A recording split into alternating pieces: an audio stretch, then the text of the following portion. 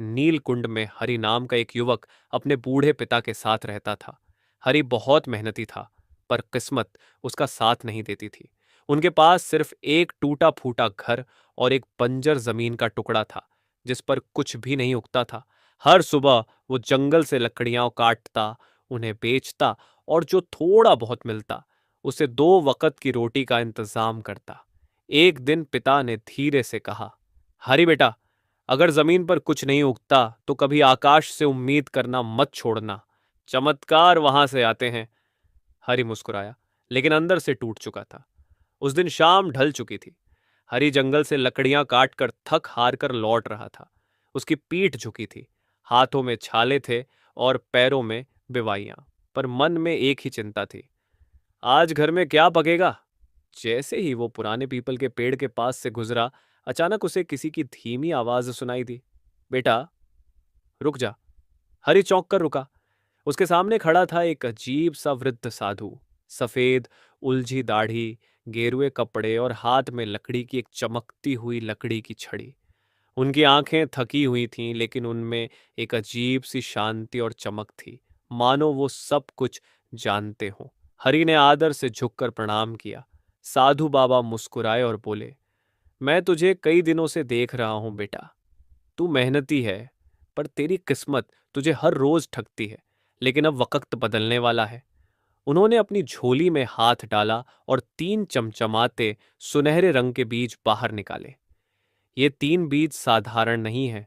इन्हें अपने खेत की सबसे सूखी जमीन पर बो देना, पानी देना, भरोसा रखना और लालच मत करना। जो होगा वो तू सोच भी नहीं सकता। हरि हैरान था।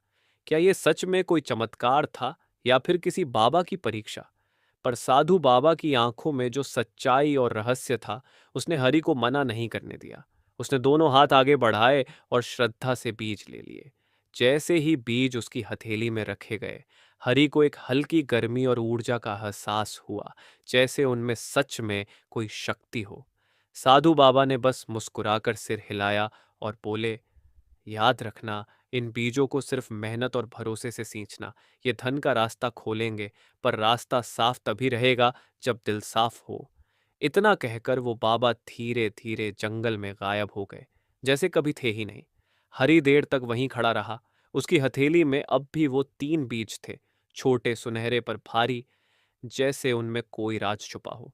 रात को घर लौटकर हरि ने उन बीजों को एक लाल कपड़े में लपेटकर सुरक्षित रखा और अगली सुबह सूरज निकलते ही वो अपने सूखे खेत में गया। वही खेत जो सालों से बंजर पड़ा था। हरि ने जमीन खोदी, बीज बोए और पहली बार पूरे विश्वास से खेत को पानी दिया। उसे नहीं पता था कि अगले दिन की सुबह उसकी जिंदगी की सबसे बड़ी सुबह बनने वाली है। अगली सुबह हरि हमेशा की तरह जल्दी उठ गया। सूरज अभी पूरी तरह निकला भी नहीं था। ओस की बूंदें जमीन पर जमी थीं। वो खेत की ओर भागा, मन में हल्की उम्मीद और बहुत सारा संदेह। लेकिन जैसे ही उसने खेत में कदम रखा, उसकी आंखें हैरानी से फटी रह गईं। जहां उसने बीज डाले थे, वहां से एक बेल निकल चुकी थी। और वो सिर्फ उगी नहीं थी, बल्कि एक रात में कई फीट लंबी हो चुकी थी। उसकी पत्तियां किसी आम बेल जैसी नहीं थीं। उन पर सुनहरा चमकता रंग था, जैसे किसी ने सोने का पानी चढ़ा दिया हो। बेल धीरे धीरे हिल रही थी, जैसे खुद सांस ले रही हो। हरि डर और रोमांच के बीच खड़ा बस देखता रह गया। और फिर जैसे ही शाम हुई और सूरज की आखिरी किरणें बेल पर पड़ीं, उसकी पत्तियों से टिक टिक की आवाज के साथ कुछ गिरा। हरि दौड़कर पास गया। वो सोने जैसे चमकते सिक्के थे। वो कांपते हाथों से एक सिक्का उठाकर बाजार ले गया और जब सुनार ने उसे देखा, उसकी आंखें फैल गईं। ये तो खरा सोना है। हरि कुछ नहीं बोला।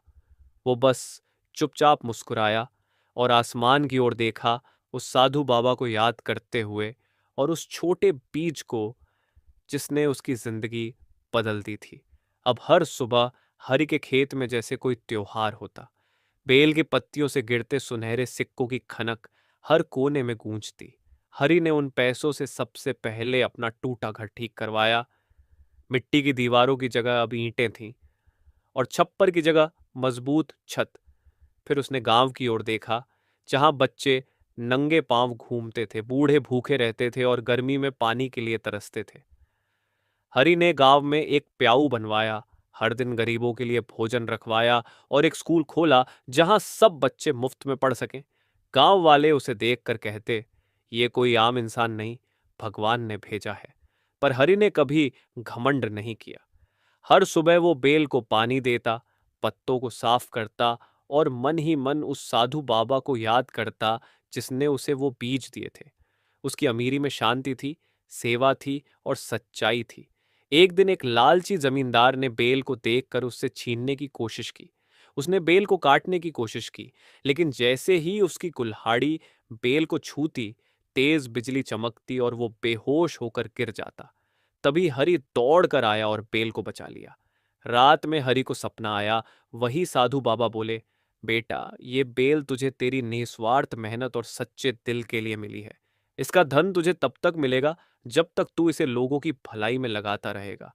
याद रख, ये बेल तुम्हारी सेवा का फल है, लालच का नहीं। अब हरि करोड़पति था, लेकिन सबसे पहले उसने गांव को संवारा। स्कूल, अस्पताल, तालाब सब बनवाए। उसने गांव के बच्चों को पढ़ाया, बुजुर्गों की सेवा की और बेल की सुरक्षा खुद करता रहा। बेल आज भी है, चमकती हुई, सोने के सिक्के गिराती हुई, लेकिन वो सिर्फ उसी को फल देती है जो दूसरों की मदद करता है।